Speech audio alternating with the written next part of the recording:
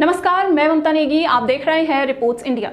आज हम बात करेंगे कोरोना वायरस के बाद की स्थिति की कि क्या कोरोना वायरस के बाद पहाड़ के युवाओं को पहाड़ों में ही रोजगार उपलब्ध हो जाएगा या फिर उन्हें एक बार फिर से रोजगार के लिए महानगरों की तरफ पलायन करना होगा। लेकिन इससे पहले आपको बता दें कि कोरोना वायरस का कहर पूरी दुनिया पर जारी है। इस वायरस की वजह से पूरी दुनिया में 22,40,000 लोग संक्रमित हो चुके हैं और 1,51,000 से ज्यादा लोगों की मौत हो चुकी है। अकेले अमेरिका में 7,10,000 से ज्यादा लोग संक्रमित हैं और 37,000 से ज्यादा लोगों की मौत हो चुकी है। स्पेन में 1,90,000 लोग संक्रमित हैं और 20,000 से ज्यादा लोगों की मौत हो चुकी है। इटली में 1,72,000 लोग संक्रमित हैं और 22,000 से ज्यादा लोगों की मौत हो चुकी है। बात करें भारत की, तो भारत में भी लगातार कोरोना वायरस संक्रमित लोगों की संख्या बढ़ती ही जा रही है। आज भारत में 14,674 लोग इस वायरस से संक्रमित हैं और 496 लोगों की मौत हो चुकी है। उत्तराखंड से भी कोरोना वायरस पॉजिटिव मामले बढ़ गए हैं और उत्तराखंड में 42 मामले सामने आए हैं। ये तो थे कुछ आंकड़े, लेकिन आज हम बात करेंगे कि क्या कोरोना वायरस के बाद पहाड़ के युवाओं को पहाड़ में ही रोजगार मिलेगा या उन्हें रोजी रोटी कमाने के लिए महानगरों की तरफ पलायन करना होगा। इस समय कोरोना वायरस की वजह से पहाड़ों की तरफ रिवर्स माइग्रेशन हुआ है। बड़ी संख्या में लोग पहाड़ों की तरफ आए हैं। पहाड़ों में चहल पहल है, खुशी का माहौल है, लेकिन अंदर एक डर भी है कि कल क्या होगा। क्या उन्हें उत्तराखंड में ही रोजगार मिल जाएगा या फिर उन्हें रोजगार के लिए महानगरों की तरफ पलायन करना होगा। कुछ लोग सामने आए हैं और उनकी मांग है कि उन्हें पहाड़ों में ही रोजगार उपलब्ध कराया जाए। लेकिन क्या पहाड़ों की विषम परिस्थितियों में यह संभव है, और अगर है तो किस हद तक? इसके लिए सरकार को क्या कदम उठाने होंगे और खुद युवाओं को आगे बढ़कर इसके लिए क्या करना होगा? देखिए इस पर हमारी पूरी रिपोर्ट। पहाड़ों में रोजगार के अभाव के कारण 2 वक्त की रोटी कमाने के लिए पहाड़ के युवा पहाड़ों से रुखसत होकर महानगरों की तरफ चल दिए। सदियों से ये सिलसिला चलता आ रहा है। किसी को भी अपनी जन्मभूमि से अलग होना अच्छा नहीं लगता।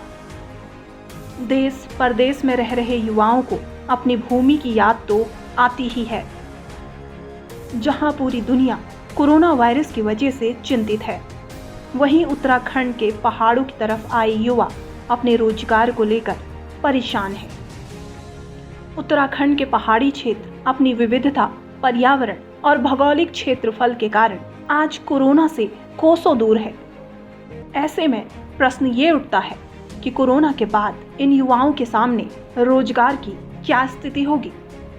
इन्हें अपने पहाड़ों में ही रोजगार मिलना चाहिए। कई युवा सामने आकर अब मांग भी कर रहे हैं कि उन्हें उनके पहाड़ों में ही रोजगार मिलना चाहिए, लेकिन उत्तराखंड की विषम परिस्थितियों में ये इतना आसान भी नहीं है। हालांकि सरकार अभी मनरेगा में रोजगार की बात तो कर रही है, लेकिन क्या 100 दिन के रोजगार से समस्या का निवारण हो जाएगा? इस महंगाई के समय में क्या सभी लोग अपना गुजर बसर कर लेंगे? ये भी बड़े सवाल है।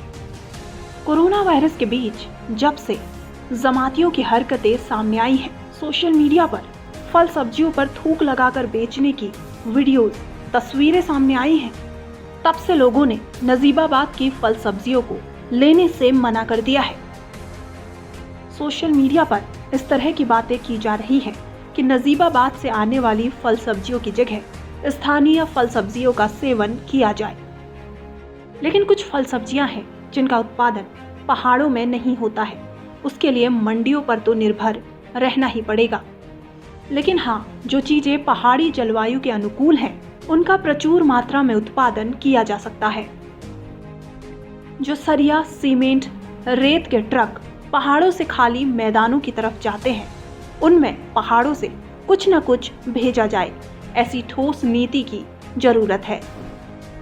पहाड़ों में रोजगार की नीति के तहत उत्तराखंड के उन सभी बेरोजगार युवाओं की काउंसलिंग ब्लॉकवार की जाए जो स्वरोजगार चाहते हैं।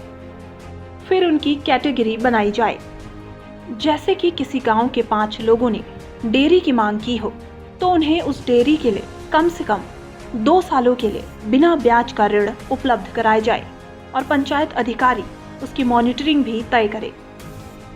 इसी तरीके से अन्य स्वरोजगार सब्जी, मशरूम, पशुपालन, मत्स्य पालन, मुर्गी पालन आदि माध्यमों के लिए लोन में लचीलापन रखकर इन्हें प्रमोट किया जा सकता है। इसके साथ ही एक महत्वपूर्ण बात यह भी है हर उस पहाड़ी क्षेत्र का ब्लूप्रिंट तैयार हो जिनकी क्षमता अलग अलग है। जैसे किसी बेल्ट में आलू होते हैं, कहीं गेहूं का उत्पादन ज़्यादा होता है, कहीं चावल का उत्पादन, तो कहीं फलों का उत्पादन। इनकी भी कैटेगरी बनाकर ठोस नीति बनाने की जरूरत है।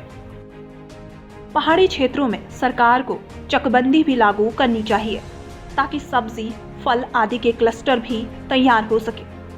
इसके साथ ही सरकार को ये भी सुनिश्चित करना होगा कि बंदरों से और सुअरों से किस तरीके से निपटा जाए।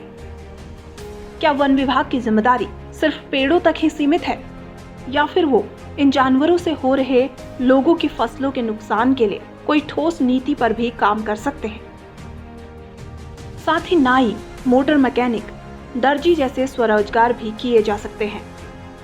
लेकिन इस तरफ पहाड़ी युवाओं का झुकाव कम लगता है क्योंकि उन्हें इस काम में शर्माती है।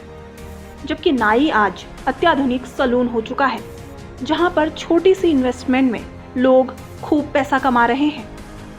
सरकार से ज्यादा इच्छा शक्ति अब पहाड़ के युवाओं में चाहिए होगी, तभी कुछ संभव है।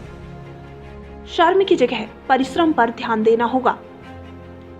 पर्यटन उत्तराखंड में पलायन रोकने का एक बहुत अच्छा जरिया है जिस पर सरकार के साथ साथ पहाड़ के युवाओं को भी काम करना होगा।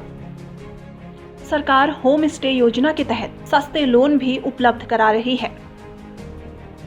उत्तराखंड में हुए प्राकृतिक रिवर्स माइग्रेशन की वजह से पलायन आयोग का तो अब कुछ काम रहा नहीं, तो उन्हें अब बेरोजगारों की एक लिस्ट तैयार करनी चाहिए जिससे सरकार एक ठोस नीति बनाकर उसे धरातल पर उतारे। बड़े शहरों और कस्बों में एक पहाड़ी मार्केट आवश्यक रूप से हो, जैसे देहरादून में तिब्बती मार्केट है, जिससे उत्तराखंड के युवा उत्पादन के साथ साथ विपणन से भी जुड़े रहे और उन्हें अपना सामान बेचने में किसी तरह की कोई परेशानी ना आए। इन सभी व्यवस्थाओं में कई समस्याएं आएंगी और समय भी लगेगा, लेकिन उत्तराखंड के लिए आने वाला समय स्वर्णिम युग होगा। आज इस रिपोर्ट में बस इतना ही। देश और दुनिया की बाकी खबरों के लिए आप हमारी वेबसाइट reportsindia.in पर विजिट कर सकते हैं। साथ ही रिपोर्ट्स इंडिया को सोशल मीडिया के हर प्लेटफॉर्म पर फॉलो कर सकते हैं।